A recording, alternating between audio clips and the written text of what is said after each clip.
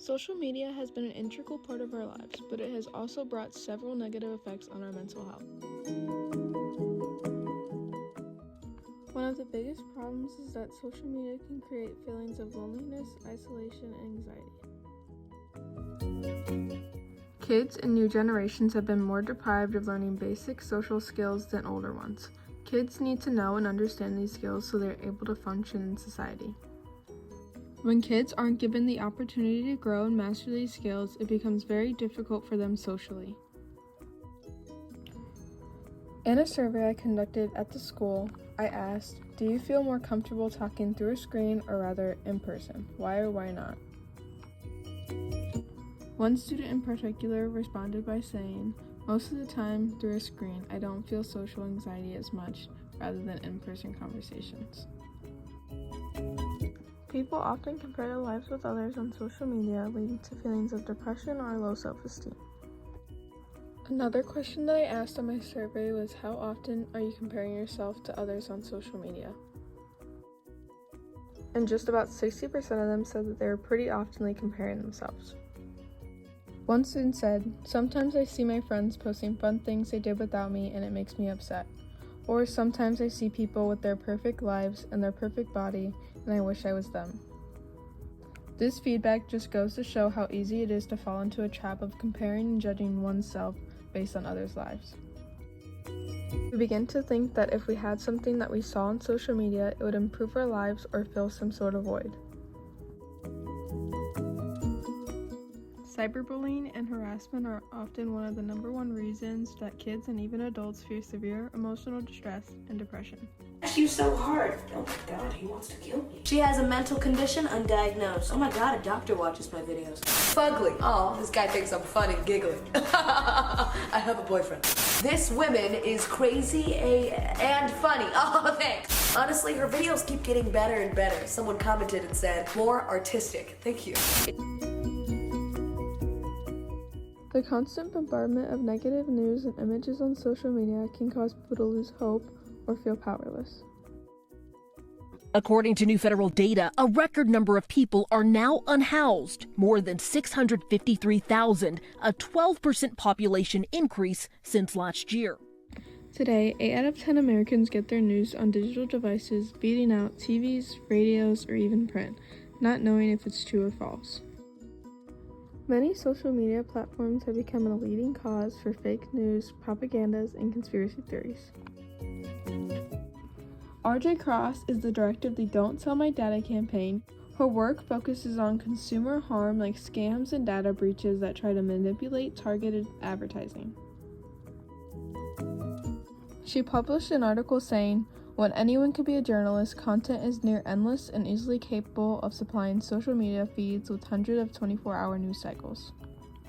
Social media is known to feed mixed opinions and facts together. The more outlandish a story is, the better it does. This explains how easy it is to access misinformation and how hard it is to know whether or not it's a lie. Having so much information being thrown at you all the time, especially false information, can increase stress and anxiety levels. There is also oftentimes a stigma to present the perfect life, which then sets unrealistic expectations to viewers. I bought a new house. I love when you sleep on me. I like to wake 'em up.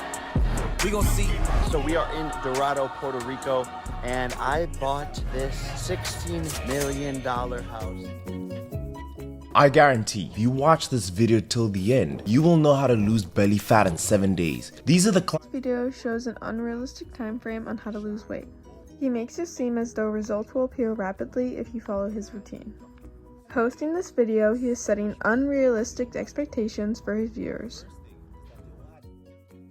This then causes people to feel unfulfilled. Many of us find ourselves comparing what we do or say to others online. You have to start somewhere. So I'm going to give you 5 tips that have helped me to build my confidence.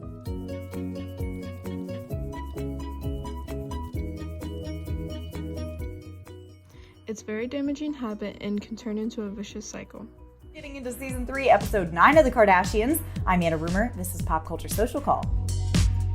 sisters admitting they have a big impact on young girls on the internet. I just feel like we have huge influence in like what are we doing with our power. And then the answer kind of turned out to be nothing. Kylie still says she's never gotten any face surgery except fillers. Okay, girl. And she conveniently left out the entire rest of her body from the conversation. One of the biggest misconceptions about me is that I was like this insecure child and I got so much surgery to change my whole face, which is false. I've only gotten fillers. I mean, the realest part of this conversation came from Chloe. I was chubby and in a skin-tight bodycon dress. You couldn't tell me otherwise. Society gave me insecurities. This kind of thing was tough to hear from her even today. I also tend to fall into this trap. I start to compare myself or get jealous when I see my friends doing stuff without me. It's very easy to get wrapped up in what everybody else is doing rather than focusing on your own life and goals. The Center for Disease Control and Prevention, also known as the CDC, made their point by saying mental health includes our emotional, psychological, and social well-being. It affects how we think, feel, and act. It also determines how we handle stress, relate to others, and make healthy choices. This is the exact reason why mental health needs to be top priority. So, how can you tell if your mental health is being affected by social media? Your anxiety and depression rates have increased rapidly, or you start to care too much about what people's opinions are online. You find yourself feeling negative about yourself after being on social media, feeling restless when not on the app, use it as a distraction,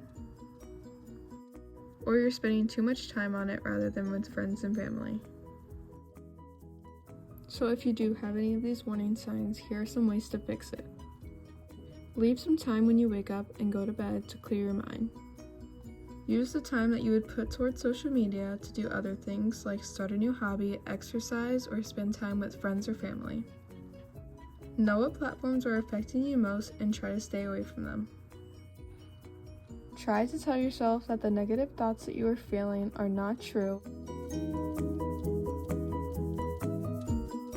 I've learned that there really isn't a way to fix or stop the issue, but to lessen the rate of it. We have to realize that what we see on social media isn't always the truth. In conclusion, social media has a significant influence on mental health, and it is essential to be mindful of the use to maintain a healthy balance. While the media has several benefits, it's crucial to recognize its negative impacts and take steps to lessen the effects of them. We must strive to create a positive social media environment that promotes mental well-being and encourage healthy interactions.